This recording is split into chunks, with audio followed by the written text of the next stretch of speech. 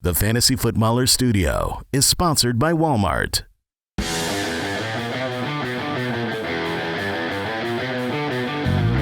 Welcome to the Fantasy Footballers Podcast with your hosts, Andy Holloway, Jason Moore, and Mike Wright.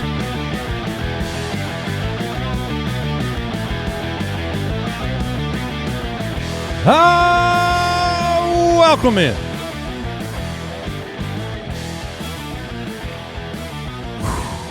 Yeah, right. No way, no how. Exhale. Monday, September 8th. The Fantasy Footballers Podcast. I'm excited to react to the weekend with each and every one of you. I'm Andy Holloway, joined as always by Mike, the Fantasy Hitman. Jason Moore is here.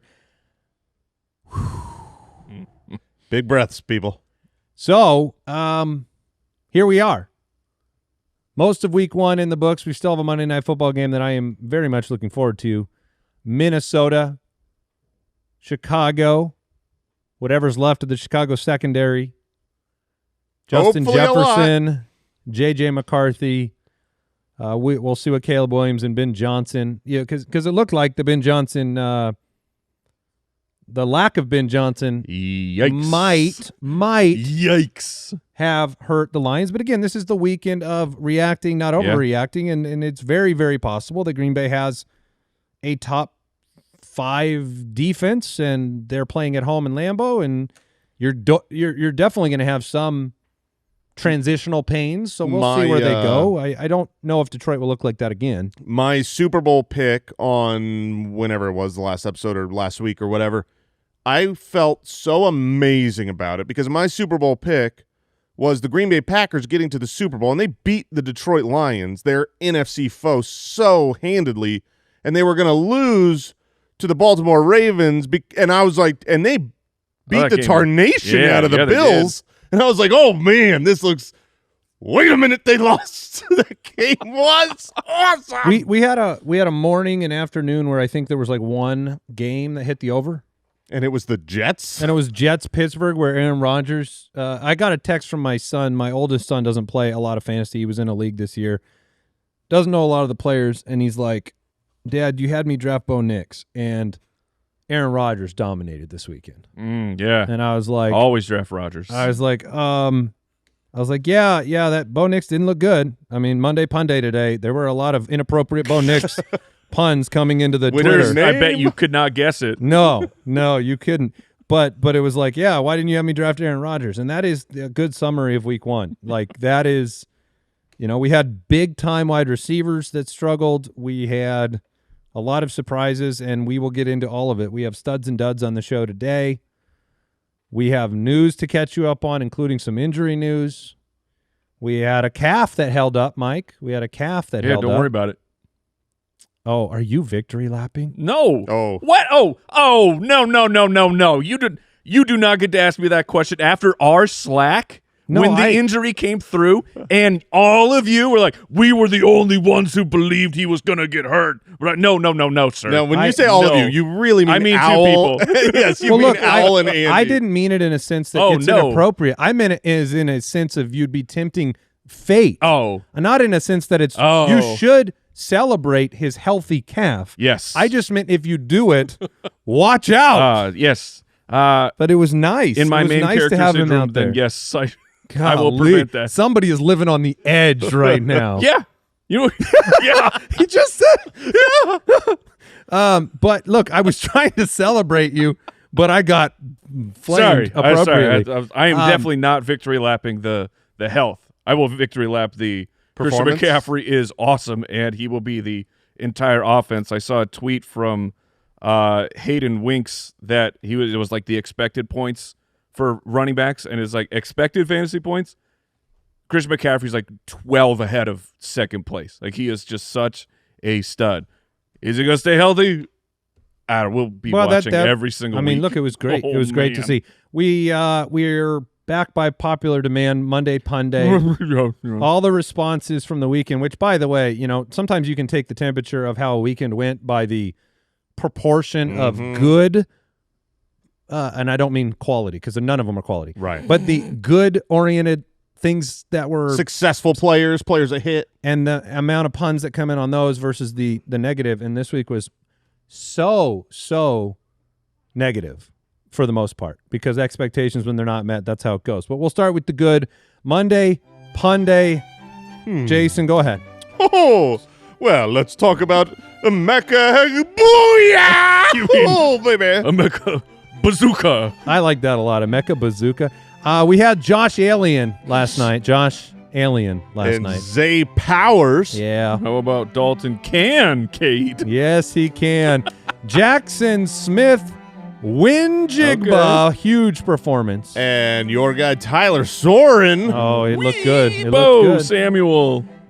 And Brees Lightning, of course. Oh, yeah. Back. Very nice. To infinity and Keon. Yes. He had a big game. Justin Fields of Dreams. Travis Etienne. Yeah. And Cedric Thrillman. Unfortunately, Bo picks. Yes, we're into the bad. And RJ Hardley. Oh, he was hardly on the field, but he was okay. Yeah. And Tua turned the ball over. Yes. Yes. Oh, AJ Brown Pants. Yeah, we got to bring that back. Yeah. Cam Scatapoo. Oh, and Ken Moan Walker. Oh, that's good. yeah. Isaiah Poop Checo. Sometimes Dude. it's easy.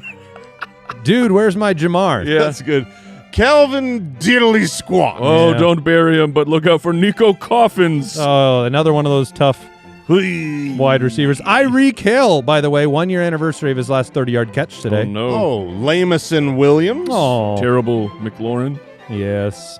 Stink Bigsby. Stank Bigsby. Wrapping it up. We didn't know if Tank Bigsby got hurt. Well, Yeah. that's because he didn't get a carry in the first quarter. We Yeah. couldn't find. Well, he got a nice return. Co-starter, co-farter. Am I right? There was a starter, There was. and he Looked great. pretty good.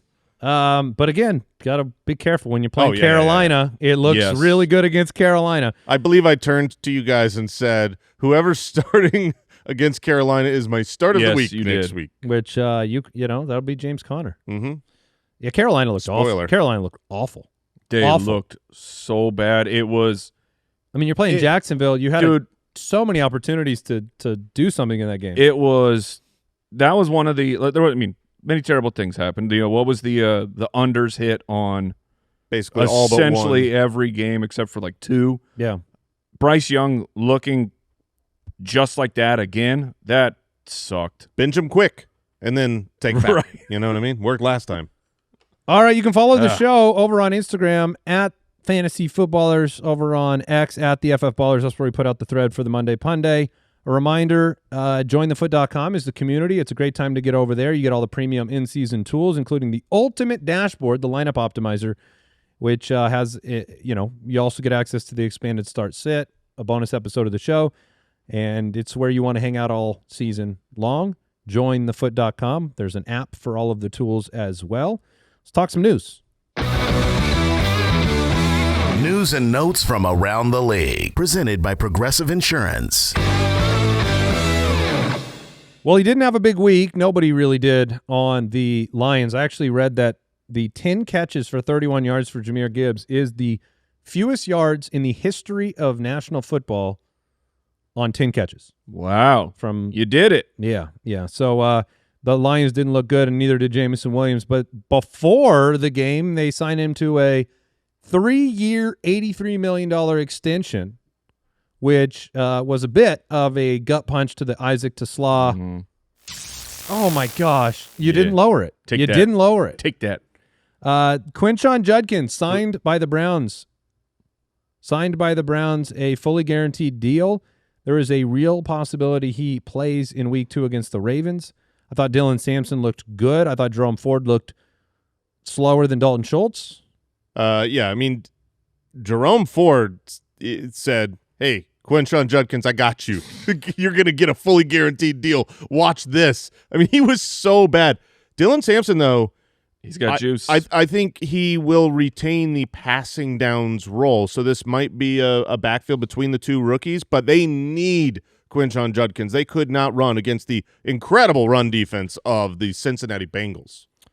Well, there was a surprise. Also, we found out that Chris Rodriguez was going to be a healthy and active. If you join Mike, which you should do, on Sunday Live, there was discussion about this and many different things that were going on right before games began. But Chris Rodriguez, who we thought would have a goal line opportunity, was inactive, healthy and active.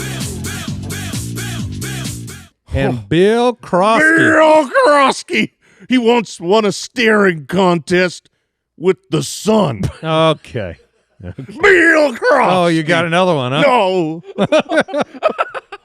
He made his teachers raise their hand to speak. Okay, all right. Bill Krosky. Oh, he looked good. He looked really good. Yeah.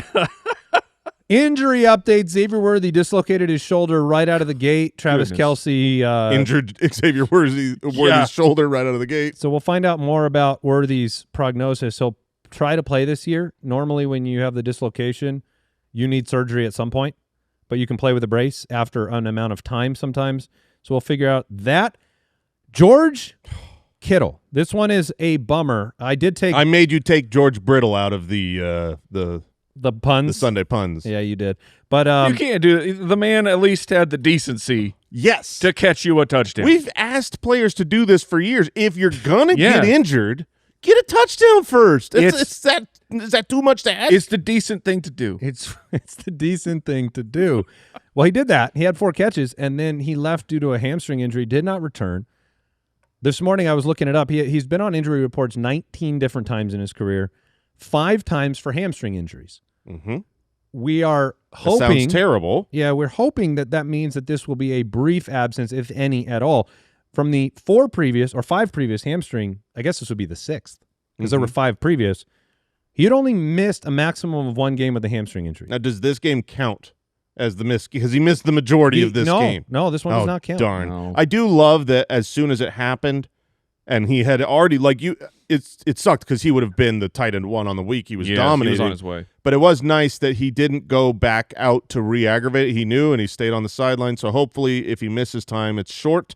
I'm prepping for up to 3 weeks, but we'll find out more when he gets the MRI. Well, yeah, the remainder of the game. I mean, you had Juwan Jennings, who also got hurt in the game. He's going to get an MRI. Mm-hmm. So he'll go with George to the MRI machine. You know, Jennings had a shoulder injury. We don't know how long he'll be out. And you ended up with the backup tight end who's never really played. A name. Tonjes McBasketball. Yes. Tonjes ends up with the game-winning touchdown. On an insane catch. It was great. The pass was horrible. It would have been the 3rd pick for Purdy. It should not have happened. It should not have worked, and yet it did. It actually, I wonder how San Francisco is going to play if they don't have Kittle. I'm curious what it's going to look like, because no Kittle, no Jennings. I think they're rebranding to the Christian McCaffreys. I mean, he touches the ball so much. It's weird because it's not the best offense to just dump it to him all the time, but they got it done. They had the game-winning drive. Evan Ingram left early, calf injury for the Broncos. That sucks. Brock Bowers left with a knee injury. Tom Pelissero said that he talked to Brock Bowers, and Brock Bowers said he's fine. He took a hit on the knee. If you watch the play where it happened, to me it happened on the long run up the sideline on that 35, 40-yard run when he was wide open. He took a hit to the knee going out of bounds, and he says there's no concerns. We'll monitor that. It was so scary because when you watched live, it looked like a non-contact. He got injured the play prior. Correct. And so then the play where you saw the injury and where he was limping around, he goes out, runs a route, nothing happens, and then he's limping. It's like, oh no. Yeah. So what I had seen was he wanted to go back in, but medical would not let him go back in. Drake London left the Falcons game. I think people missed this, at least when it was happening. He left in the 4th quarter, shoulder injury, didn't return. Considered day-to-day as of now, according to Ian Rappaport.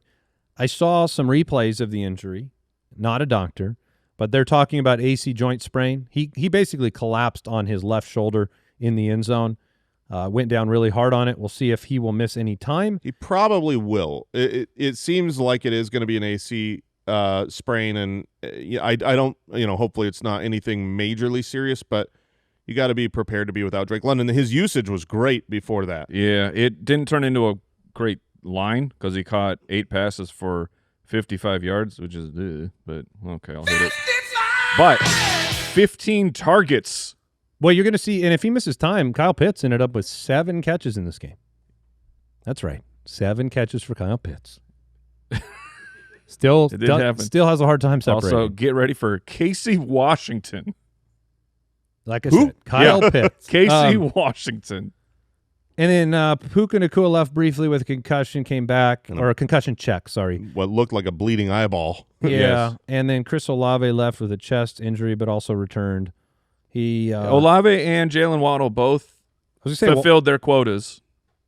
Waddle left again looking miserable pain, and then came back out there. I don't know how we can make the joke about how he does this every game as much as we do.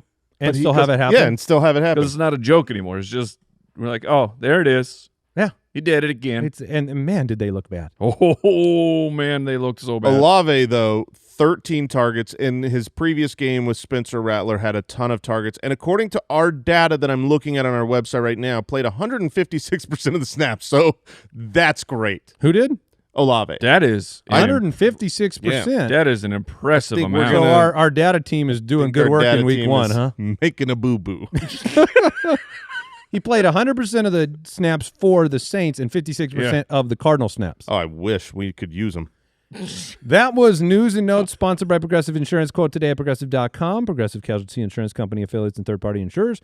Not available in all states or situations. Coverage subject to policy terms, limits, and conditions. I'm going to hit the button, take a break, and we'll come back with Suds and Duds. This episode is brought to you by Prize Picks. You and I make decisions every day, but on Prize Picks, being right can get you paid. Don't miss any of the excitement this season on Prize Picks, where it's good to be right. Look, Prize Picks is the best way to win cash this football season. Which players are going off? Which ones are not? Make your picks in less than 60 seconds and turn your takes into cash all season long on Prize Picks. They also invented the Flex Play, which means you can still cash out even if your lineup isn't perfect. You can double your money even if one of your picks doesn't hit. Prize Picks is the best place to win cash while watching sports. Join millions of users and sign up today. Download the app today and use code FOOTBALLERS to get $50 in lineups after you play your first $5 lineup. That's code FOOTBALLERS to get $50 in lineups after you play your first $5 lineup. Prize Picks, it's good to be right. Yeah, before the break, Mike was I could hear him laughing a little bit because Jason could not be more miserable with the Cardinals' victory. They suck so much. I am in complete agreement. There were a lot of that team was embarrassing. In their defense, there were a lot of good teams that looked bad in week 1. That's fair, and hopefully, genuinely, like the Broncos. The Broncos were horrible. Yeah, they looked. They looked equal like to the Cardinals. They yes, looked exactly. Yes. It was the same situation where you go in excited for a team. Like I haven't been excited for the Cardinals in, I don't know, half a decade. Right. And this year I was actually thinking, hey, I think they could be a playoff team. They could win this division, and you get a Spencer Rattler version of the Saints that you should just go in and smoke. And 9 seconds left, you basically were on the goal line. They were about to go to overtime, and you couldn't do anything against them. My only hope, I know a lot of reports were coming out about Kyler being sick, being ill. Is that why you dressed that way? That might have been what caused it. Maybe the mirror check was like, but that's my hope. He did scramble a lot more, Kyler did, and did nothing with it, which is rare. Usually when Kyler runs, it's a successful play. He made like bad decisions on when to scramble. I'm just so hopeful that he was horribly ill. Okay. Horribly ill. Jason was horribly ill watching him. So there you go. It was a weird week for several quarterbacks. We'll get into all of it right now, but we'll start with the positives. This week's Fantasy Stud Muffins, presented by Lowe's. All right, we are into the studs. Top 5 quarterback scorers on the week in 4-point passing. It was Josh Allen. Goodness, man. Oh, by a lot. Goodness. And then it was Justin Fields and Daniel Jones. Yeah, hey. Justin Fields. Yeah. The Daniel Jones one is pretty shocking, but the Justin Fields one is not surprising to me at all. It should be. But it's not. But it's, well, I mean, he has been statistically one of the worst passers when he's gotten opportunities. And I will say, from watching the football game, he was outstanding on every level. He had so much zip on the passes, hyper accurate, making plays, constantly getting outside the pocket and battling through a collapsing pocket. He played outstanding. Mike, you deserve a ton of credit for believing in him, and we'll see what continues. Yes. They ended up losing the game, which, by the way, Pittsburgh was we have the survivor pool we're doing. Pittsburgh was 2 of my 3 entries. Didn't realize how close I was on that one. For Justin Fields, we could, because he's Justin Fields and we've seen it, next week he could come out and he could fall on his face. That absolutely could happen. My hope for Justin Fields is he's on a team that wants him. Like Pittsburgh, Justin Fields started okay last year. He was 4-2. I think Chicago really wanted him. But Chicago had garbage that around was him. Also the early career, rookie, second year type of player. Just I would hold out hope that this might be a year for Fields to just be a top 5 guy. Lamar Jackson was number 4, Justin Herbert number 5.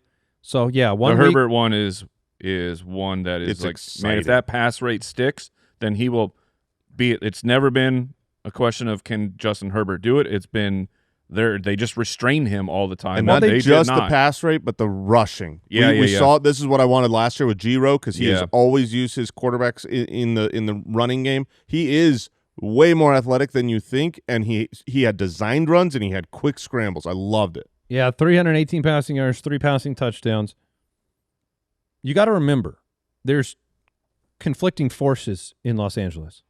There is Harbaugh's loving to run the football mixed with Harbaugh's unadulterated man love for Justin Herbert, and he believes in Herbert. Yeah, and last year in the second half of the season, they made the switch and they continued it. So it's not like, it wasn't a great week for Omari and Hampton. Obviously, Najee was basically not involved. The usage was. We also knew that great. This was the number 1 rushing defense in very football. Difficult match. So let's all just see what a few weeks looks like. But moving on, Daniel Jones was 22 for 29 against the hapless Dolphins, 7 for 26 on the ground with 2 rushing touchdowns. He looked really good. He did. Now he'll play Denver, then Tennessee, and Los Angeles. This was a really impressive performance by the Colts all the way around. There are a lot of weapons, and Tyler Warren, adding him to that offense, that connection was awesome all game long. But Michael Pittman, hey, dude, I need to drop back on my board. Dude. Come on, do you need some help over there? Yes, so good. This is so good. We built this city. I mean, let's not get over the skis, I was gonna say, hey. Some credit really, really needs to go to the Miami Dolphins. Yes, a lot of credit. Next week they've got the Patriots, and I think it is the perfect matchup to find out how bad they are. Who was true? You know what I mean? Who has the Patriots? The Dolphins and the Patriots play each other. So Drake May, who had some plays that looked amazing and some plays that were just outrageously bad.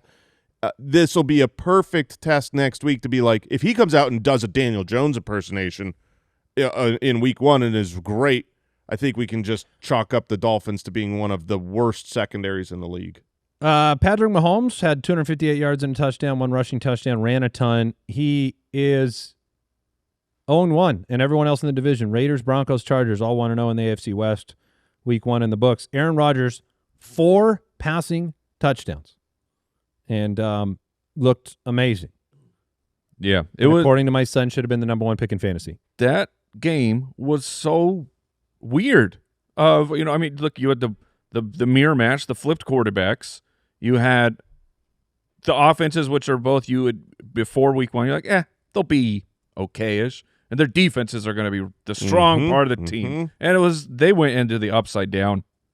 That was a really surprising game, surprising turn of events, but it was really fun. And the ancillary pieces, it looked like it was like DK Metcalf and no one, and you got Garrett Wilson and no one, and then other people got involved, especially on the Pittsburgh side. Kenneth Gainwell. What? Oh yeah. What? Yeah, that was Arthur is the worst. Yeah, but see, He is the no. worst. The history of Arthur is he's right. We'll see. Is That's that the just a history. Jonnu Smith Correct. bit?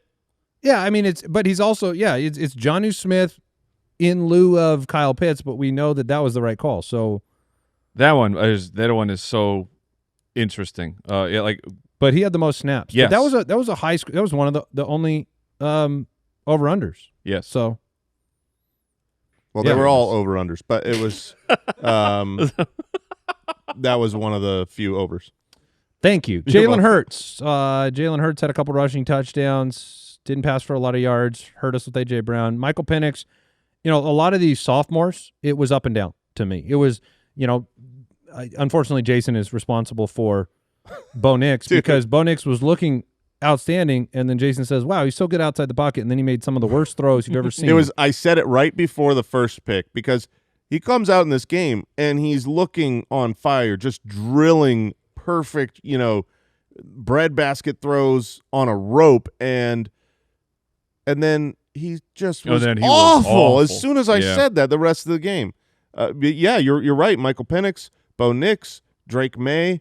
We'll see Caleb tonight, but they all showed flashes of good and flashes of just real bad.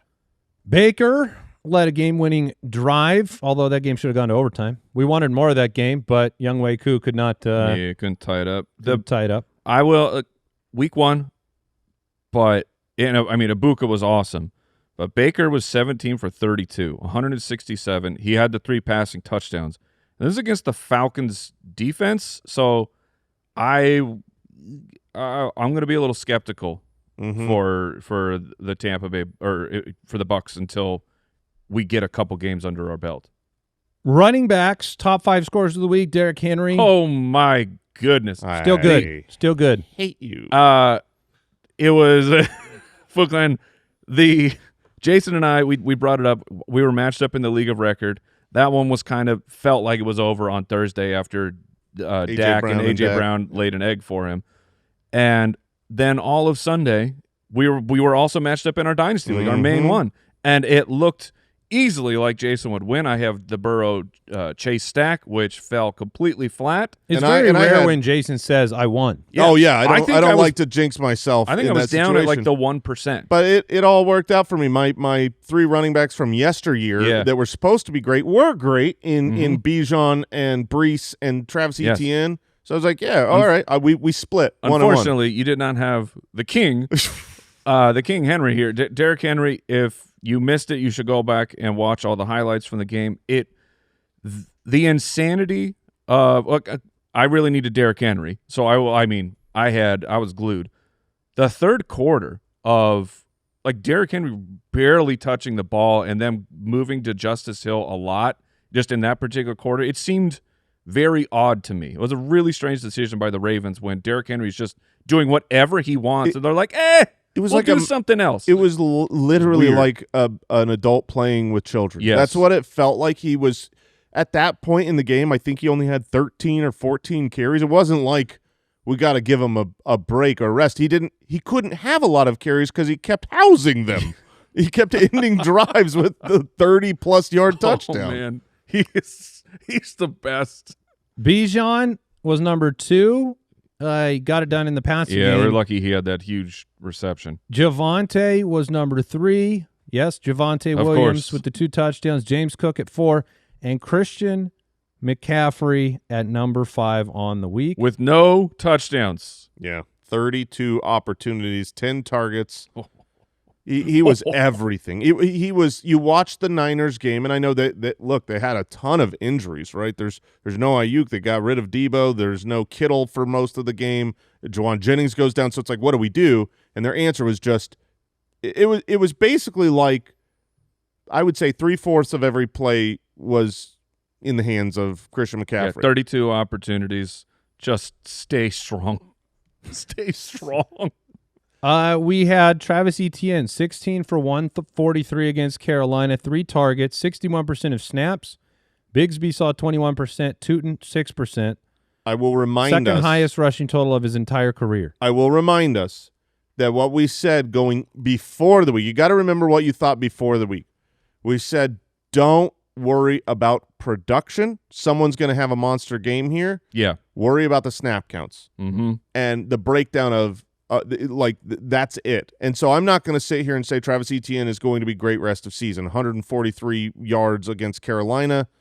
It seems easier. There was a lot of inept tackling by Carolina. 61% of snaps. Yep. To Bigsby's 21, to Tootin's 6%. And their other running back, I want to say LaQuint Allen. I don't remember his name off the top of my head. He was actually more involved early on than some of the others. So, but it was clear that Travis Etienne was their primary starting running back. Yep. And if you drafted him and you're like he's on your bench, I think you should feel confident next week against the Cincinnati Bengals. On the other side of the ball, no, our Foot Clan HQ, our ultimate dashboard. Yeah. I was looking at my teams on there, and it said, "Hey, I think you set your lineup wrong. You should have Travis Etienne over Adam Thielen." And I was like, "Okay," and I made that switch, so he's in my starting lineup, Mike. Okay, and you built that product. I did. That's I was part of it. Don't victory lap that too soon. That's Jason. true. Adam Thielen has not played. Well, okay, fair. That's right. Oh my gosh, it would be so great if he had 3 touchdowns.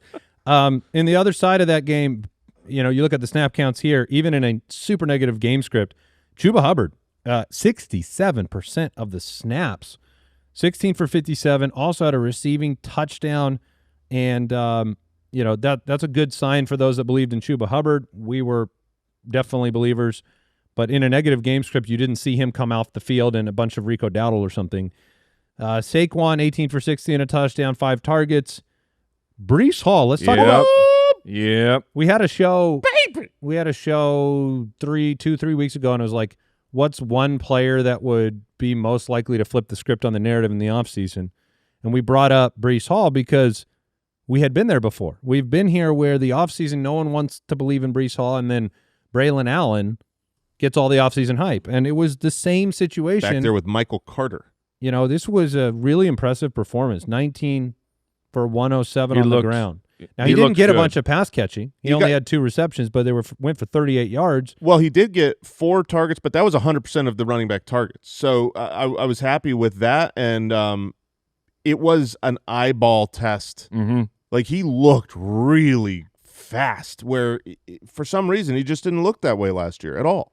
He was one of the most telling players this week for me, where you want to talk about a changed opinion, because you don't want to underreact from week 1 either. We talk about don't overreact, but that was one where it was like, oh, okay, he looks like he is playing for a contract. He's auditioning for his free agency. He looked very sleek and fast. Devon Achane 7 for 55. This one. Look, 7 carries, 3 catches. Now he scored. But I wonder your reaction to that, because you look at 10 total touches for Devon Achane. Ollie Gordon only saw 3. They were throwing the whole game, but this could be a little bit of the Miami Dolphins season. It could go downhill quick. Tua was so unbelievably bad. You talk about how much they threw the ball, and they shouldn't have thrown it that much. Devon Achane had 4 targets. I mean, Devon Achane is, he's usually in games with Tua, he's on a 100-target pace. And so it was so weird to me that they weren't involving him in the passing game. I don't expect that to stick. I don't understand what happened with the Dolphins. They were so bad, I couldn't really make sense of it. J.K. Dobbins was the start of the week. He ends up getting into the end zone, 16 for 63. The split in the first half, it looked really 50-50. It's just are you talking about 50-50 with Bidet? Well, Bidet was out there a bunch, Sean Payton. But in the second half, when it got onto the line, I think that's when you need to pay attention. There was a lot of Dobbins in the second half when it was the final drives to put the game away. 16 for 63, a rushing touchdown. Harvey was very good. He had a 50-yard run. Harvey looked like he has juice, and he will definitely get more involved as the season goes along. And I think it won't take long before he overtakes Bidet. And Bidet was more of the passing game. This is what was interesting to me. It was like looking to see who's got the passing game role. Does J.K. Dobbins have that? And he didn't. really have that role. That was Bidet. And so R.J. Harvey looking as good as he did, I could see him sneaking in, keeping J.K. Dobbins in the role he clearly has right now, and then having R.J. Harvey just overtake Tyler Bidet. Ja'Cory Krosky-Merritt. 10 for 82 and a touchdown. He looked so good. Eckler, solid veteran snap counts were in his favor, but the juice was Bill. Yeah, Eckler had a good game. He's got the same role he had last year, which was a role where he was very often in the top 24 weekly running backs. This looks like it is Bill Krosky is going to be the one of the 1-2 punch here throughout the season. Top 5 wide receiver scores on the week. Zay Flowers was number 1. Quentin Johnston, number 2. Emeka Egbuka, number 3. Keon Coleman, number 4. And Deebo Samuel. One of the reasons not to victory lap a season on Deebo, we said a couple things. One, I thought he'd start strong. Like, veterans start stronger at the top of the year. But 2, it's the offense. Everything about Washington fits the pursuit of Deebo Samuel because they do so many short area targets, screens, end arounds, misdirection, close to the line of scrimmage. It's really nice for Jaden Daniels to have somebody capable of doing that, but their offense looked pretty good. They didn't get it going until, it was like 14-6 for a long time. But Keon Coleman, really nice to see the target count there. I think he was at 12. Had the deflection touchdown that wasn't intended for him, but also had a couple of intentional, targets in the end zone that didn't work out. He had one where I think he had 2 2-point conversions that were targeted to him. One, he ran out of the back of the end zone. The other one, he ended up, the ball wasn't really placed in the right spot. But if you look at his last several healthy games, his target share percentage is really, really good. They talked a lot about what a great camp he had, what a good offseason he had. This is what you hope. You hope that there's a guy that can come in here and start demanding a 25% market share for Josh Allen. Now, it won't always be the Bills down by 15. Yeah. That's going to be more rare than when you play the Ravens, but it does look like there's the potential chance for him to emerge as a clear number 1 wide receiver option. What do you make of the huge performance? 2 touchdowns, 5 for 79. This was not one weird broken play. This was a good performance. Yeah, he was clearly ahead on the depth chart. Trey Harris was the 2nd-round pick, so it was, could he take over? And then you had like the weird offseason where Lambert Smith was the one making some noise in training camp, and then all along, it's Keenan, it's Ladd, and it's Johnston as the 3 primary starters. And if you buy into the pass rate and what Justin Herbert did in week 1, then I think you should buy into Johnston. He's not going to do this every single week, but he was out there running a ton of routes, and it really was divvied up. You're talking the targets were divvied up between the 3 guys. Here's a tweet from our own Kyle Borgognoni. Okay. 22-plus fantasy games in full PPR since the beginning of last season, since the beginning of 24. You have Justin Jefferson, CeeDee Lamb, Nico Collins, Tyreek Hill, T. Higgins with 3 of them. Nice. You have Drake London, DK Metcalf, Jalen Waddle, George Pickens with 2 of them. And then you have Huge with 4 of them, more than any of those players, most in fantasy football. Explosive. He's the player they're going to look to around the red zone, period. It's not going to be, he that's where he thrived last year at times. So I think if he keeps catching the football, that'll be good. Emeka Egbuka. It was a weird game because 2 big touchdowns. Jason, you said you felt a little disappointed in Egbuka just from a target standpoint. Yeah, genuinely the way that they were playing the Buccaneers when they were down, needing to throw the ball at times, and he wasn't a hyper-targeted guy the way that Chris Godwin was hyper-targeted last year before the injury. So I'm not going to be disappointed on a 2-touchdown first NFL game. Awesome, right? Emeka Egbuka. But I was a little bit disappointed in the utilization throughout. Well, you did have Mike, you brought up Baker's performance. It was saved by touchdowns. Mike Evans was not good. Right. We'll see. I'm pretty excited. It's just that they're, one of the teams like the Lions. Packers top tier defense, but that's the Lions' first game without Ben Johnson. And this is the Bucs. It's been Baker's MO to just keep getting new offensive coordinators, but Liam Cohen leaving will be something to be paid attention to. Keon Coleman was 8 for 112 and a touchdown on 11 targets. He ran 94% of the team's routes. That's a good sign for those of us that believe Keon could break out and be their true number one. He looks like that guy to me. Debo, we talked about it, 7 for 77, had the rushing touchdown. He also had 40 snaps in the slot. That was double his previous career high in 2022. Wonderful. Very cool. Garrett Wilson, yes. 9 targets, 7 for 95 and a touchdown. Should have had 2 touchdowns. Yeah. Should have had 2. Yeah. He did. Yeah. He don't know how he got tackled. I think honestly. he slipped. I need to watch it again. No, I remember it really well. The defender came in. We thought he might have even face masked him, and it wasn't. It was just an awesome tackle around the shoulders, but it still felt like just have a little bit of momentum and you should get in. It was weird. But what do you guys make of that? Of Garrett, 100% of the routes.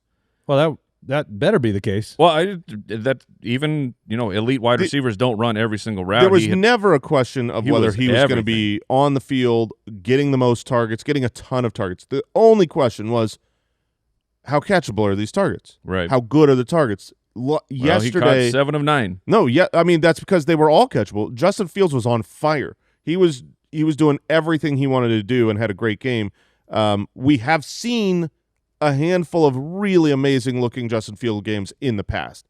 So he needs to put it back to back. I am really, it's a great positive outlook for him. I'm more bullish on the potential that, hey, Garrett Wilson can do enough with Justin Fields.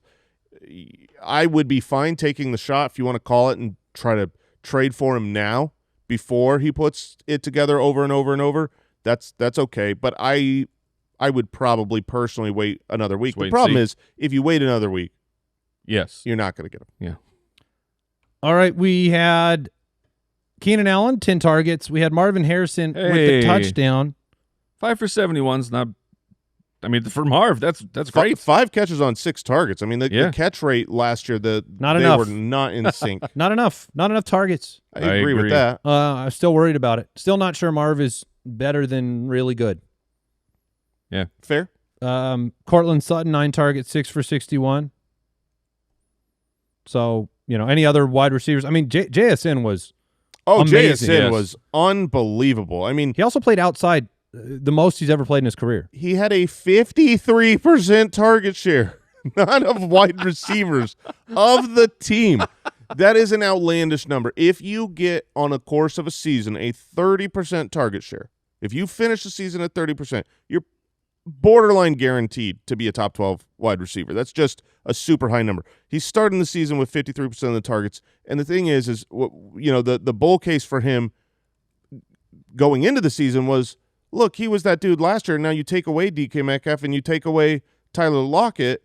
Obviously, they drafted rookies and brought in Cooper Kupp, but those are downgrades. And so Jackson Smith and Jigba looked great. I'm fully in on JSN. He's got Pittsburgh next week. We'll see if their defense is just falling apart, and then Saints, and then Arizona. So it's a pretty decent run. So speaking of target share, can I interest you in 42% of Patrick Mahomes' targets? Because that's what Hollywood Brown received, and it was 16 targets. We're probably not getting there, but with Worthy out, Rice out, he is going to be a hot topic of discussion for the waiver who wire. I was super disappointed in week 1 from the Chiefs was Travis Kelce. I know he got the touchdown, so everyone's going to be fine. Fantasy-wise, he didn't bust. But it was like they needed him before the injuries without Rice, and it wasn't that 4 guy. targets, 2 for 47 with the score. And then Xavier Worthy goes out. How many targets? For Hollywood? No. For Kelce? For Kelce. 4. Yeah, 4 targets when you had all the injuries to everyone else. I don't know, man. I'm starting to. There's a couple of these elder statesman vets where you go, Mark Andrews. The my Baltimore goodness, Ravens just yeah. scored 40 points. Yeah. Put it on him, and Mark Andrews had one target, 100% catch rate.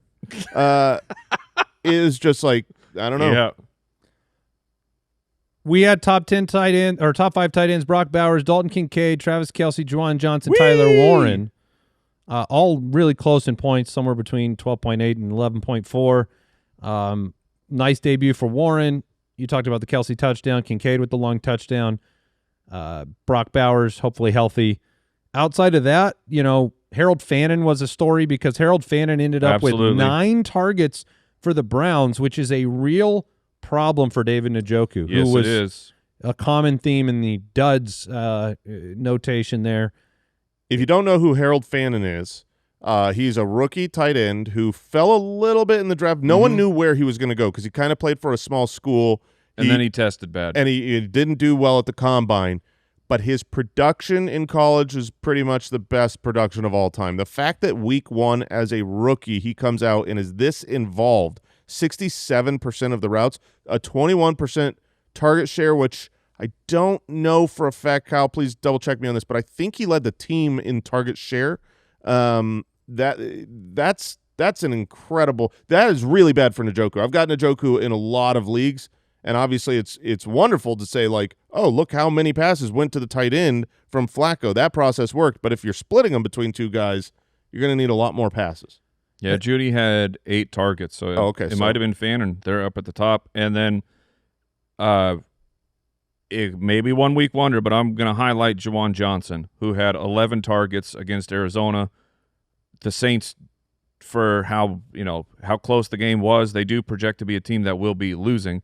And he ran a route on 96% of their dropbacks. Like he was fully utilized as a pass-catching weapon, hot off of his contract extension. You do have a couple years, Kellen Moore, right, with Dallas Goedert was over a 20% market share. So there's a little bit of signal there to say that Juwan Johnson could be the number 2 pass catcher for that team.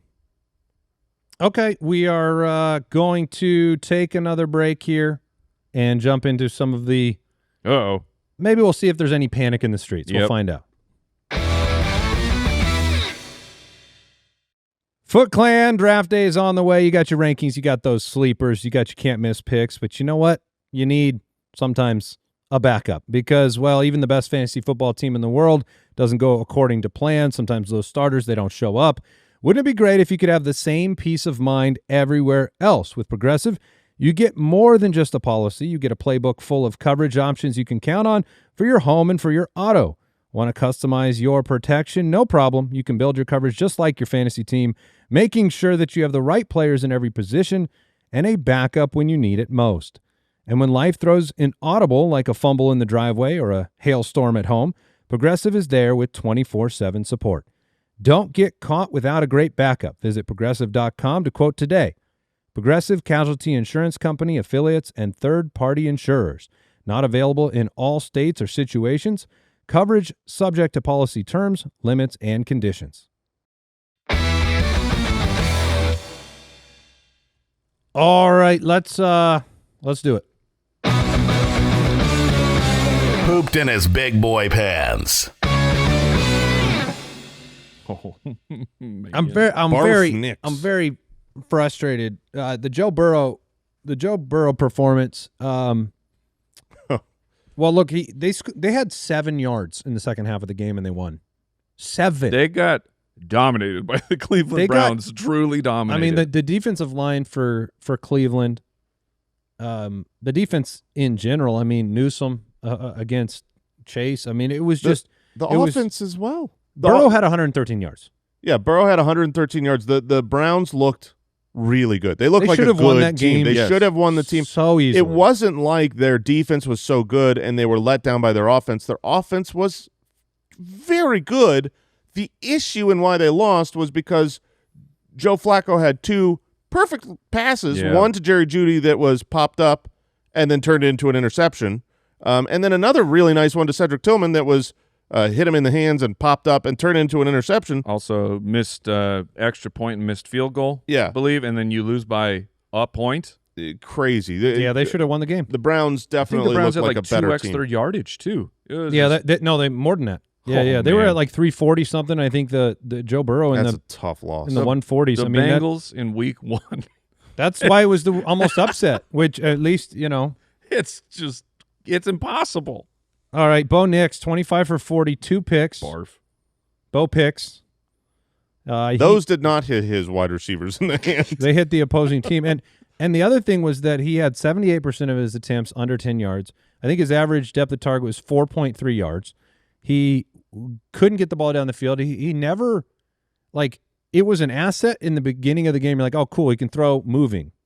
Then it was like, oh, my gosh, please stop moving when you throw. I think he was really sniffing those farts. Yeah, he's like, check out this cool Patrick Mahomes. Check out this cool throw I'm going to do. Yeah. They're very lucky to have won the game. If they weren't Yes. facing Cam Ward his rookie first appearance, they could have easily lost that game. Agreed. Trevor Lawrence, Really disappointing. this is the same Trevor Lawrence. Mm-hmm. It was Carolina, and he had 178 and 1. Now, Trevor Lawrence. this game did have a super long lightning delay, Yes. just like lightning delays are now 2-0 against NFL offenses. Yeah, team, Thank you goodness guys are they really didn't have a retractable roof, you guys are really hammering the It's just the weather. I just didn't. there's a solution. I didn't. I just It's said the game got shut down, and then the offenses were disappointing. Trevor just play him Lawrence- underground, man. Trevor Lawrence. Where you like it, mole man. Yeah, that'd be great. As long as there's enough depth. yeah, for sure. If you've got enough height on the ceiling underground, Yeah. Just simulate it on I'm a fine computer. with- Why play? you're They not didn't. listening. They didn't play. Yeah. No, they did. They came back and played. You guys are just impatient. But T-Law is the most similar quarterback to me as Kyler Murray, where he's not that dude. He's good enough. You're Feels never like it more and more every week. you're gonna end But you up. did pay him like the dude, and you're stuck with him. Yeah, and you're stuck with him. And if either one, Kyler Murray or Trevor Lawrence, hit the open market, half the league would go and pay him Yes. the highest. They're not It's bad Jay Cutler. quarterbacks. Jay Cutler was Yes. highly in demand. They're not terrible quarterbacks. They really aren't. They are above average quarterbacks. But they're not great, and they will never be great. Send in the cars. Yeah, Send in sure, the car. exactly. I don't know, man. I think Derek Carr was better. Dak had a tough week 1. Tua was disgusting. And C.J. Stroud, I thought he made a lot of good throws, but then you look at the stat line. They got embarrassed. Yeah, they got beat, so they couldn't get it done. That offensive line Oh, man. is going to be a big problem. That offensive line, and they I think they lost an lineman during the game. Another one was kind of banged up during the game. They don't have depth, and they don't have talent. So the Texans are real. Their defense is awesome, but their offense could be a real issue this season. Kenneth Walker, we need to have the Yoinks. conversation. 10 carries, 20 yards, That's not the problem. 40% of snaps, That's the problem. Yeah. and yuck. Yeah, it was a full-on timeshare. I think he had one more touch or one more opportunity than Charbonnet. Charbs had looked much better in the production. This is not a DEFCON 1, but we're probably at about 3. Yeah, in terms of this, they're just going to split, and maybe Charbs is just a better fit for the offense. It was extremely disappointing. There is the outside chance, and I do think it's an outside chance that this was managing the injury Kenneth Walker's Could been be. dealing with. But even if that was the case, even if this was like, we're going to limit Kenneth Walker in this game because in this early offseason he was dealing with stuff, Charbonnet looked awesome. He did. Number 1 in success rate in week 1. Charbonnet was great. I mean, he was better for this system with, this is a new system. Keep in mind with Cubes, with a fullback, and Charbonnet was fantastic. Sharps has never had – he's basically averaged a 24% market share in games that he's played with Kenneth Walker. He's only been a backup. And in this game, he was 48% of the snaps. So this is projecting to be a complete split, and Sharps looked to fit the system better in week 1. There's not really something to be gained by Seattle banking too much on Ken Walker if Sharps is productive. And – I mean, Walker's been hurt so much that if you bank on him and he goes out, then you're hurt. But if you have a committee and he goes out, you're fine. Yeah. All right, we had David Montgomery, 11 for 25 on the ground, only 37% of snaps. He averaged 42 last year. The game script was definitely more Jahmyr Gibbs oriented. So you know, pay attention to it. We expected a little bit more Gibbs this year. If it goes from 42% to 37%, that won't surprise me. It also won't surprise me if this is more of their game script this year than it was last year.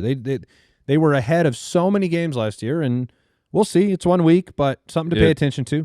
But the success of David Montgomery is the Lions' offense has to run extremely hot, and they could bounce back after 1 week. But that's the thing is the offense overall has to be nuclear for David Montgomery to be startable. My opinion is that this was not a problem with the Lions. Okay. That this was not a problem with the offensive coordinator, that this was the Green Bay Packers. And the reason, if I was in a court of law, if I would bring you a piece of evidence, it would be that Jahmyr Gibbs had 10 targets. He had 10 receptions. Jahmyr Gibbs, the fastest, most dangerous guy to have the ball in his hands, he had 31 yards. That defense was swarming and tackling and beating up the Lions. I saw it over and over where I was like, dude, you get Gibbs a little throw out to the flat, and you're just waiting for him to just break it off, and then 12 Packers were there, even though they're playing 11. So next week is against Chicago at home. That's a great matchup for them running. Say you feel like as of right now, we're very early, but you'd be like, I'll put Montgomery back in my flex 100%. 100%. Okay. Personally. Yeah, it might be a decision based on some of the other guys that you have. Right. I mean, I'm not starting him over everybody, but I think he is – next week is an absolute flex I'd play play. Dobbins over Monty. What's the matchup? I don't know. I think he's saying it doesn't matter. Okay. I mean, it's Indianapolis. Oh, sure. Okay. Travion Henderson, 5 for 27 on the ground, 6 targets, 6 for 24 through the air, 35% of snaps. Ramondre, 7 for 15, 65% of snaps. And you'll see more Henderson sooner than later, but just wait. Yeah, but it's inevitable. It will happen, but how long will the curmudgeons hold out? He is just playing a little bit smaller. I mean, he's just not like when he's going to be fourth downs, maybe some goal line. Like I think you're going to see a lot of Ramondre in those situations, unfortunately. But the targets, you're looking for the high value opportunities and touches, and hopefully Travion. Miami next week, that went pretty well for the Colts. I mean, listed, these are the weigh-ins, but it's like Travion Henderson is listed at 5'10", 202. Jahmyr Gibbs is 5'9", 202. Like they are almost sized identically. Gibbs. Yeah, Gibbs and Hendo. Yeah, but watching him, he's not. No, he was just bouncing Guys look around. Different in different uniforms. He was bouncing around though. I mean, when he was getting hit hard. I'm not saying anything like we want him to catch the football and get into space. Mm-hmm. I don't think he's ever going to be. Well, we'll see. We'll see what happens. Amari and Hampton, 15 for 48 against Kansas City's running interior. Not worried. Nope, I'm not worried either. Caleb Johnson didn't really. Oh, no. He didn't play. No. Oh, no. He had one play, -2 yards, although I give him positive 13 because he drew a flag. You know what I mean? 15 yards. I got to do it. No, I mean, Caleb Johnson is – sold out to help the team. Thank you.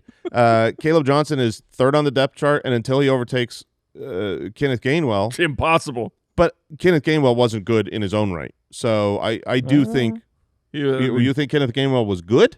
I did. I thought he looked fast, and they won the game, so I don't know. Oh, I mean – I'd have to go back and watch. It's hard to compare to the numbers I don't think of Gainwell Caleb. was – I mean, one carry from Caleb, but I think Gainwell did not reach 3 yards a carry. The production-wise – Well, how many carries did he even get? He was 7 for 19, so that's 2.7, and he caught the ball 3 times for 4 yards. Okay, yeah. Production was doo-doo. This is what I'm saying. What is Arthur doing?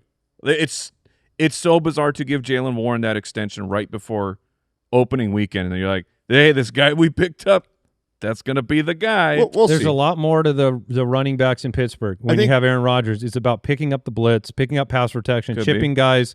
It's the ones that he feels like has experience. I mean, there were numerous beat writers in Pittsburgh that said that was the point of emphasis for Caleb Johnson to work on in this offseason, was that there were struggles at times this offseason. It's his focus. Caleb came out and said it. If he earns the trust in those situations, even when he's not touching the football, he will get out on the field more because Gainwell's made to be a backup. Yeah, history has shown that rookies often take time. Don't look at this list we're talking about. Travion Henderson, Amari and Hampton, Caleb Johnson, Cam Scatterboot, like they're all in the duds. This is week 1. I don't pull a red alarm on rookies getting off to a slow start. Cam Scadaboo was 2 for -3. They could not run the football. Tyrone Chasey was not good, and Washington just shut it all down. Russ Sucks. It'll be Jackson Dart very soon. It needs to be this week. Like it might be. I think it might legitimately be Jackson Did Russ Dart. get 100 passing yards? I don't think he achieved 100 passing yards. You can't have an offense with Russell Wilson in 2020. He did. He threw the ball 37 times, and he ended up with 168 yards. 4.5 yards an attempt. Get him out of here. There are running. What is Derrick Henry's Baltimore career rushing yards per attempt? Like, get it. How does Russ keep getting these jobs? How does that happen? It's a resume thing. Sometimes you hire someone. Sometimes people come and they show you the resume and you go, "Whoa, you worked for that company?" Yeah, that does happen. And you go, "Okay." All right, wide receiver duds. Let's say some big names: A.J. Brown, Jamar Chase, Amon-Ra St. Brown, Brian Thomas Jr. had 1 catch.